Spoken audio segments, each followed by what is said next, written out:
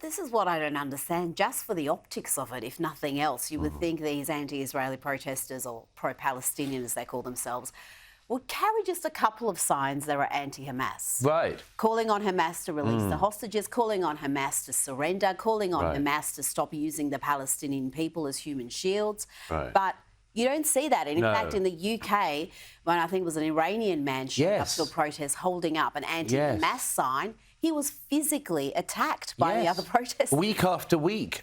Is a very brave young Iranian man, and he has simply gone to several of the protests in London, holding up a sign saying Hamas are terrorists, which they are. And that's the British government's policy. Hamas are a prescribed terrorist organisation in the UK. Yep.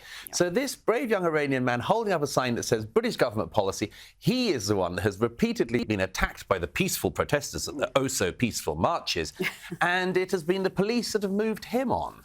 I think he's an absolute hero. I love seeing brave people like that standing up. It gives enormous hope to people, and I hope more people do it.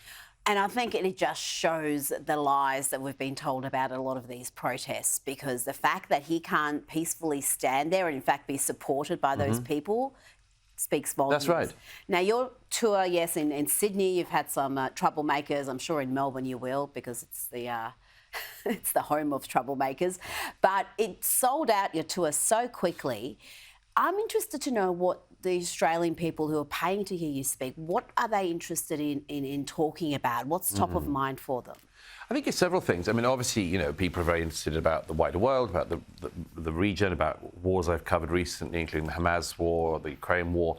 But in my as far as I've seen it, we use a thing every night called Slido, so people can send in questions and then upvote the questions they really want you to answer, which is a great system. Yeah. And I've noticed that, I mean, there are very, very similar concerns to other countries I've been to recently, and also specific ones to do with Australia. I mean, of course, you had the referendum last year, and the referendum and issues related to it seem to be a sort of bubbling under the surface thing in this country, it seems to me, because there is this, and I've said this a couple of times to audiences here, that the vision of Australians that I grew up with and you grew up with has changed slightly in our own lifetime. In fact, you might say changed quite a lot.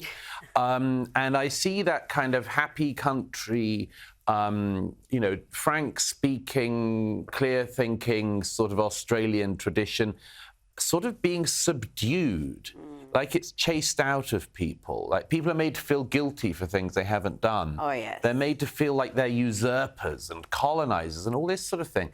And it's so destructive, and you can see it, you can feel it, you can hear it. You know, everybody wants to get along, everyone wants to do well in the future, but, you know, there's no way that this country or any other country can if you're mired in the guilt and this sort of dampening down of the majority, you know, the sort of you can't say that, you can't think that. That's why I love referendums, actually. I mean, they're always an opportunity for the general public to kick our political class in the ghoulies, you know.